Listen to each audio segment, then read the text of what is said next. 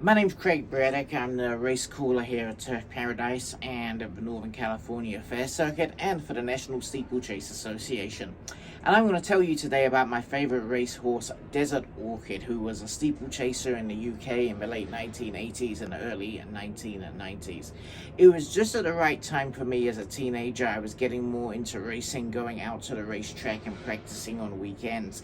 And I got to practice at a lot of Grade 1 tracks. And Desert Orchid, this beautiful grey horse, came up through the ranks in the mid-80s. He started off as a flat horse, went hurdling, but really came into his own as a steeplechaser around 1986, 1987. He went on and won 4 King George VI chases at Kempton Park. He loved the right-handed courses around London, and he won races at nearby Sandown Park from the Tingle Creek Chase over 2 miles against sprinters really at a steeplechase level, and then also winning races over 3 3/4 miles like what used to be called the Whitbread Gold Cup at Sandown Park as well. Whether the going was fast or whether it was soft, Desert Orchid could always take care of business.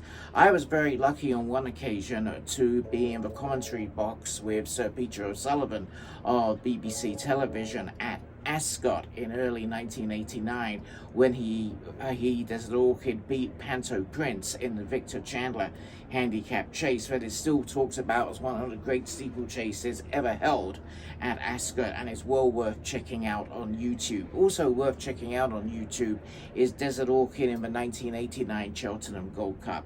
He hated the bottomless ground, he hated the undulating track conditions at Cheltenham, and he hated going left-handed. When he jumped the last fence, it looked like Yahoo was going to beat him, and all the way up the Cheltenham Hill, the people were urging him home, and in the final dying stride, he got up to win. I remember Peter O'Sullivan on BBC Television and Peter Bromley on BBC Radio. Peter Bromley sounded like he was falling out of the announcer's booth. He was so excited by it. This was just a wonderful occasion and really highlighted all that is great in horse racing. So Desert Orchid for me, not only my favorite racehorse of all time, but will always have a very special place in my heart.